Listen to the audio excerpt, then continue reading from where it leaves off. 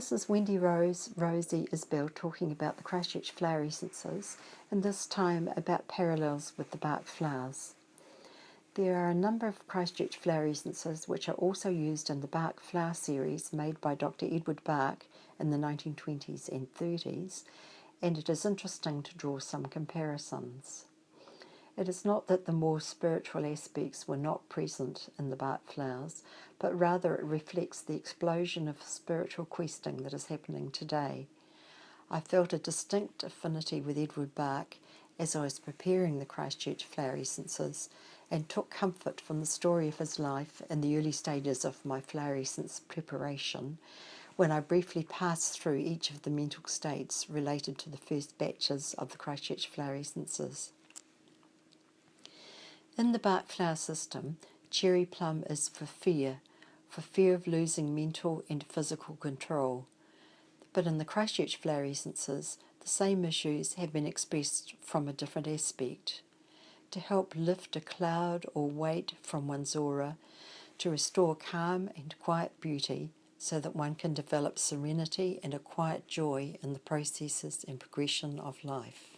Clematis is not just for insufficient interest in present circumstances, but rather for its positive outcome, for the ability to flourish in the present without needing a structure or formal context, so that one can express oneself fully in the present. And Star of Bethlehem is not for despondency or despair directly, but resonates with the Star of Bethlehem in the New Testament, bringing in aspects of peace, well-being and joy. Crabapple. In the Bach Flowers, crabapple is for despondency and despair, for feelings of shame, uncleanliness or fear of contamination, for poor self-image, particularly as it relates to parts of or growths on the body. It can assist in detoxification and the cleansing of wounds, both internal and external.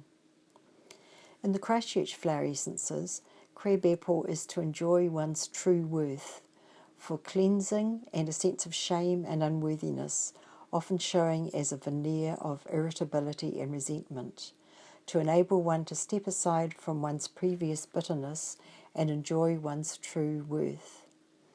In these indications there are a lot of word associations, such as to step aside like a crab, and for resentment like the bitter fruit that is the crabapple. If you look carefully, you will also see there's a lot of wit in the indications, as the almost subconscious associations are delivered. This is not to belittle the indications, but rather to provide them with extra depth, resonance, and meaning.